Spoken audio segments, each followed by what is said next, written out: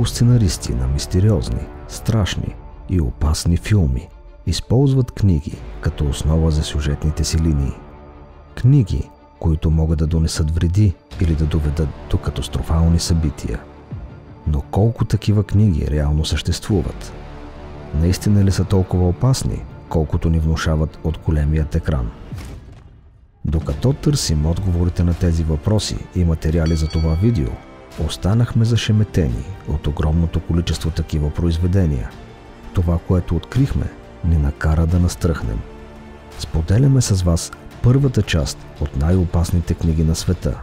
След като изгледате видеото, кажете в коментар дали темата ви е харесала и искате ли да споделим за още подобни произведения.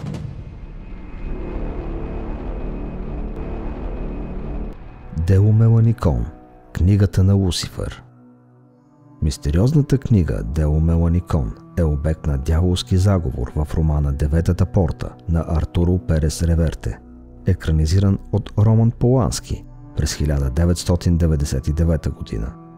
Според романа, книгата е необикновено произведение на окултната литература, писано от самия Лусифер. Тази книга позволява да застанеш лице в лице със светлината, откъдето идва и второто й наименование – Книга на древната светлина. През 1666 година в Венеция, според сюжета описан в Деветата порта, печатарят Аристиде Торча издал наръчник, който служил за призоваване на самия дявол. Девете порти на царството на сенките. През 1667 година обаче всички екземпляри, заедно с печатаря, били изгорени от инквизицията, а от огъня дори се чувало как пищи дяволът. Само 3 екземпляра на този специален наръчник са оцелели до 20 век. Самото съдържание на книгата Девете порти на царството на сенките не е опасно. Опасността се крие в 9 гравюри в нея, които носят инициалите на Лусифер, копирани от авторската му книга Дело-Меланикон. В сюжета на екранизацията на Роман Полански книгата на Лусифер не е мит, а наистина съществува.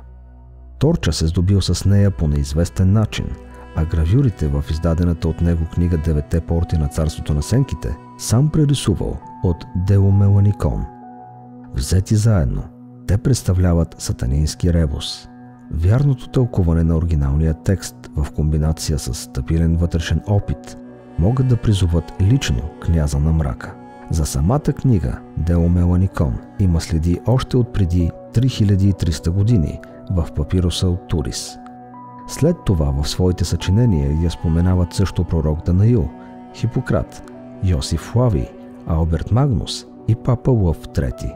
Предполага се, че цар Соломон също е притежавал екземпляр от книгата. Присъствала е и в каталозите на Александрийската библиотека, изгоряла през 48-47 година преди новата ера. През 1 век преди новата ера е цитирана в Корпус Херметикум. През 13 век книгата е била в ръцете на средновековния философ и изобретател Роджер Бейкън, който също я цитира. През 16 век книгата е спомената и от Джордано Бруно, който прави етимологичен анализ на самото заглавие, който гласи следното: Деус – ясен или явен, Мелас – черен, и уточнява, че по пътя на хората, тръгнали към познанието, има 9 тайни порти. Съществува хипотеза, че печатарят Аристиде Торча фактически пресъздава образа на Джордано Бруно, който също заради книгите се е изгорен на клада. Кодекс Гигас или Библията на дявола. Легенда, записана още през средновековието, разказва за писарят на Кодекс Гигас. Той бил монах, нарушил монашеския си обет и осъден да бъде зазидан жив.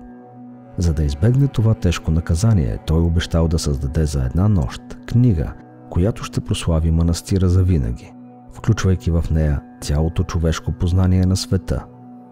Когато наближил полунощ, той се убедил, че не може да изпълни тази задача сам.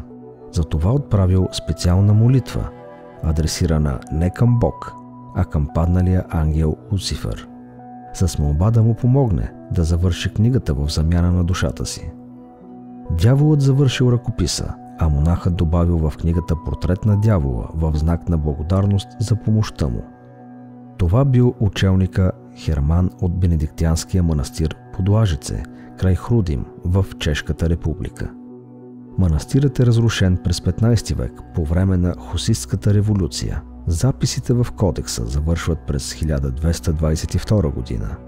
Малко след написването му, той е прехвърлен за съхранение при цистерцианските монаси от манастира Седлец, където остава в продължение на 70 години. Бенедиктянският манастир си възвръща Библията около края на 13 век. От 1477 до 1593 година тя се съхранява в библиотеката на манастира в Бромов, докато през 1594 година е пренесена в Прага, за да стане част от колекцията на император Рудолф II. В края на 30-годишната война, през 1648 година, цялата колекция е взета като военна плячка от шведската армия. От 1649 година до 2007 година ръкописът се съхранява в шведската кралска библиотека в Стокхолм.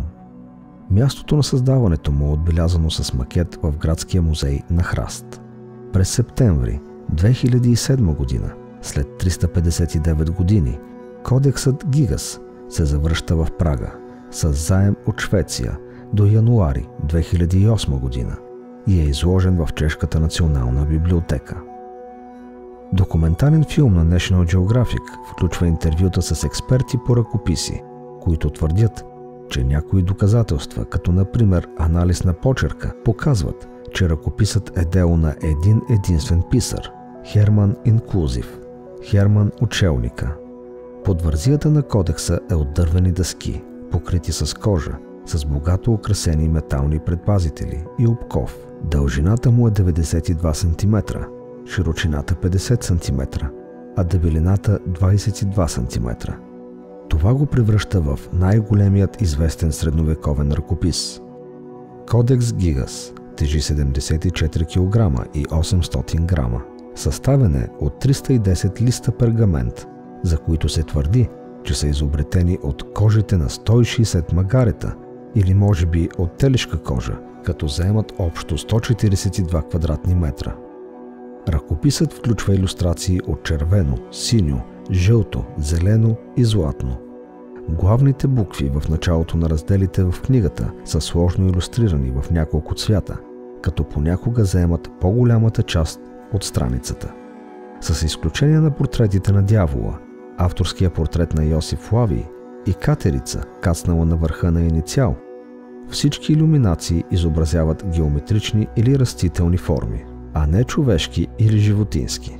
Има две изображения, представящи небето и земята по време на сътворението, като сини и зелени кръгове.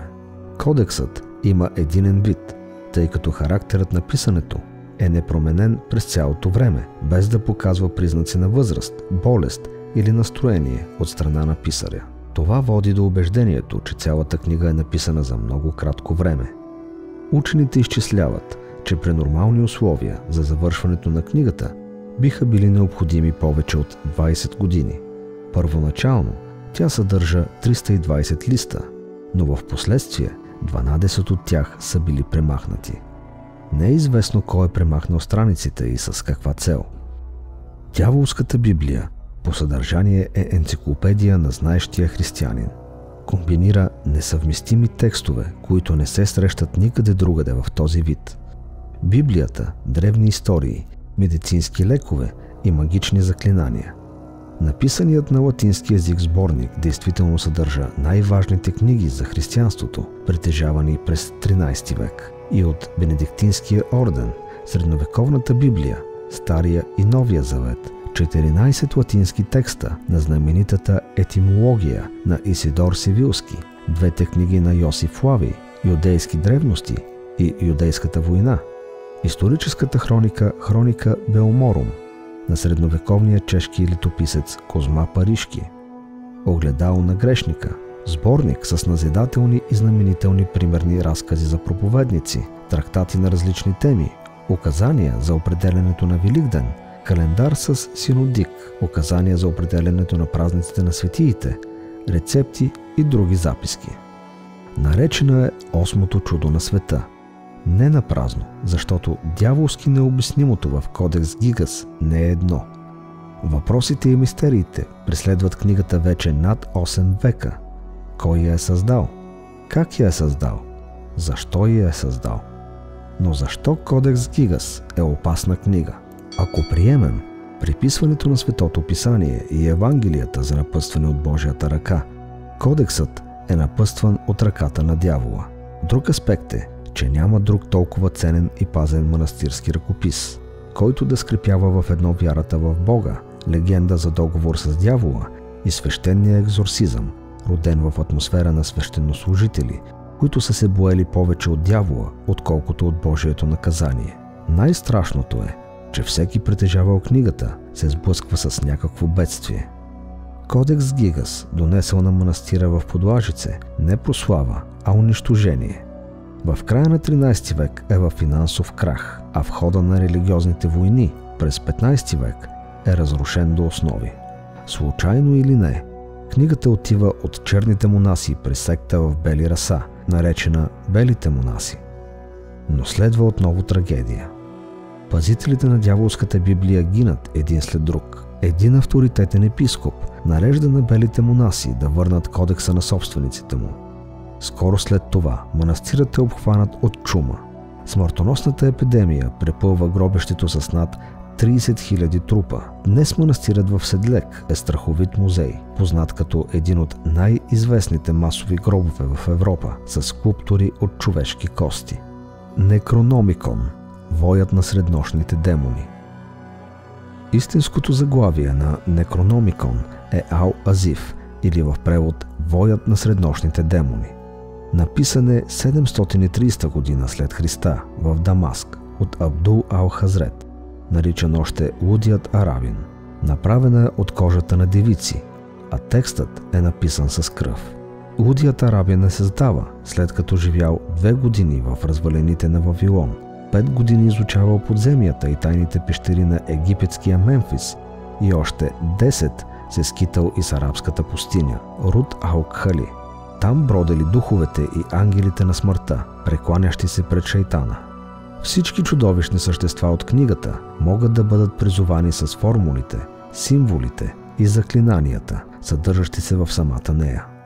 Тя е преведена на гръцки от Теодорос Филатес от Константинопол през 950 година като Некрономикон.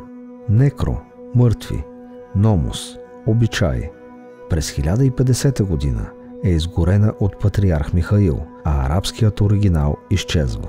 Едно от малкото оцеляли гръцки копия е преведено на латински от Олаус Вормиус. Папа Григорий IX забранява и двата превода, но книгата е преиздавана още 3 пъти през 15, 16 и 17 век в Германия, Испания и Италия.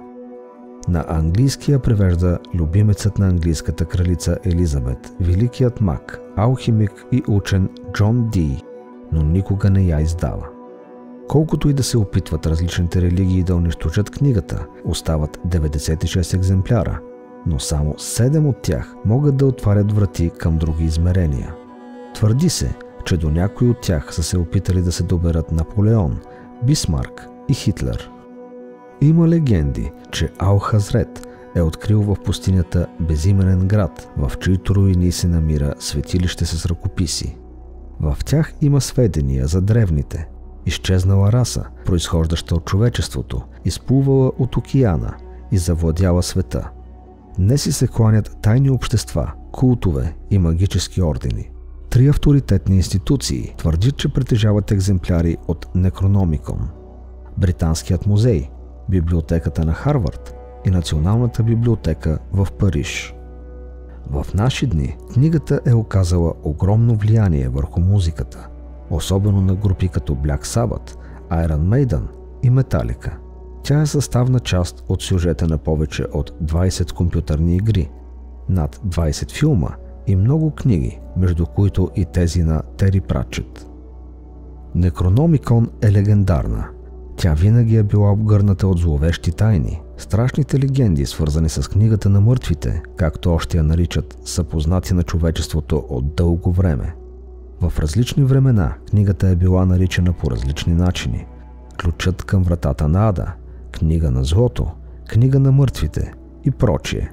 Днес в мрежата има огромен брой сайтове, в които всеки може свободно да се запознае със съдържанието на легендарния том. Въпреки силата на мрежата, книгата винаги ще бъде пазена в тайна от непосветените. Според легендата, тя съдържа историята и магическите ритуали на великите древни. Расата, живяла на Земята преди появата на човечеството. На онези, които са познавали тайните на Некрономикон, е била разкрита не само мъдростта на вековете, но и властта над наземните сили. Въпреки това, книгата не разкрива тайните си на всеки, а психическото здраве или дори смъртта могат да бъдат заплатата за празно любопитство и невежество.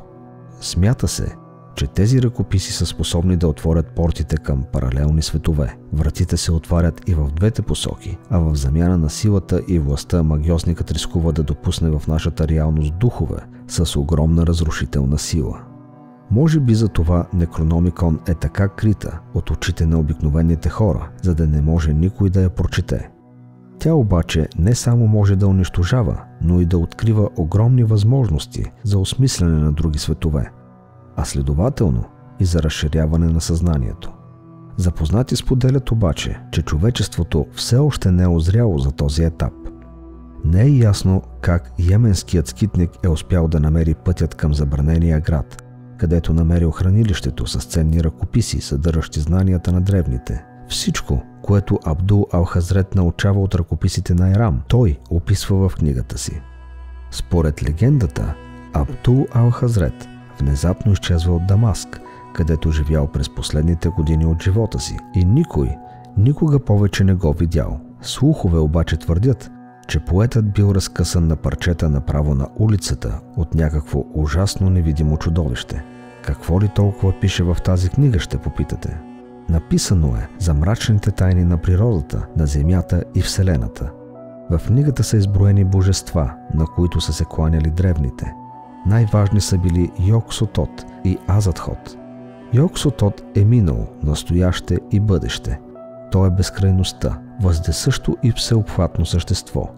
В центъра му живее негов брат-близнак – Азатот. Той е малко джудже и е опора на цялата Вселена, както и господар на световете. Азатот излъчва вълни от вероятности в безкрайността, от които се създават набори от възможности за всеки космос и всяко същество в Вселената. Учените твърдят, че идеята на Азатот е тясно свързана с най-новите модели на квантовата физика. Едва ли в началото на вековното броене след Христа, жителите на арабските пустини са разбирали математиката на хаоса, законите на паралелните пространства и други подобни теми, за които съвременната ни наука едва може да се каже, че започва да гадае. По-нататък, в Некрономикон се съобщава за мистериозната сила, присъща на Земята. Тя е олицетворена от дракона Ктулу, божество, чието кръгло лице е изобразявано с дозина издатини или пипала. Някои ориенталисти причисляват Ктулу към древните.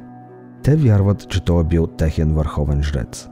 Съществува и такава легенда, че ако някой магиосник или вълшебник го призове в неподходящ момент, Ктулу ще се издигне от бездната на Тихия океан и ще порази човечеството с невиждани болести, от които няма да се спасят нито стари, нито млади. Легендата гласи, че сънищата на хората са мислите на Ктулу, а нашият живот е неговият сън. Когато божеството се събуди, ние ще изчезнем. Затова, ако решите да задълбавате в книгата, молим ви, не будете Ктулу. В тома се споменават и други богове. Те са тези, които привличат към Некрономикона хора, жадни за прекомерна власт. Всички те са обединени от една цел – да намерят града на древните и да привлекат подкрепата на ужасни, но могъщи сили. Около 1/3 от книгата е посветена на управлението на шоготите, безформени змиорки, направени от мехурчета протоплазма. Друга интересна раса са дълбоките. Те живеят в дълбините на водите, пещерите и подземните кухини. Външният им вид наподобява кръстоска между риба, жаба и човек и се управляват от божеството Дагон, съюзник на Ктулу. Дагон се споменава в филистимската традиция. По-късно той се превръща в вавилонския Оанес, а след това се превръща в гръцкия Посейдон и римският Нептун. Дълбоките са лесни за контролиране, но този, който е установил контрол, е толкова запленен от властта над тях, че постепенно сам се превръща в техен роб. Магическите символи и заклинания на Некрономикон позволяват на хората да надхвърлят физическата реалност. Но бедата е, че книгата обикновенно не се използва от най-добрите представители на човечеството. Освен това, на страниците на ръкописа можете да намерите подробно описание на процеса на поробване на човешки души и инструкции за създаване на психотронни оръжия. Магическите формули от Некрономикон са в състояние да научат човек да излиза извън нашата реалност. Силата на Некрономикон е насочена към това книгата да попадне в ръцете само на егоцентрични и жадни за власт хора. От всички мрачни тайни на Вселената, те обикновено избират най-лошото и плодовете на техния труд падат тежко върху човечеството. От друга страна, Некрономиконът е велик източник на мъдростта на духа, призоваващ предания читател постепенно да се издигне до висотите на познанието за битието. Всеки, който успее да проникне в информацията на шифрования текст, ще може да получи колосално количество знания. Може би, един ден ще се намери някой, който ще успее да усвои мъдростта, скрита в книгата. Остава ни само да се надяваме, че ако един ден самата книга намери своя избранник, то това да бъде мъдрец, а не диктатор. Съвременните преводи на книгите Ал-Азиф и Некрономикон са публично достъпни в интернет и всеки може да се запознае с тях. Но преди да започнете да четете, трябва да помните, че това може да не е безопасно за вас. Ако това видео ви е харесало, моля споделете го и се абонирайте за канала. Също може да ни подкрепите, като харесате видеото. Според броя харесвания, разбираме от кое съдържание желаете повече.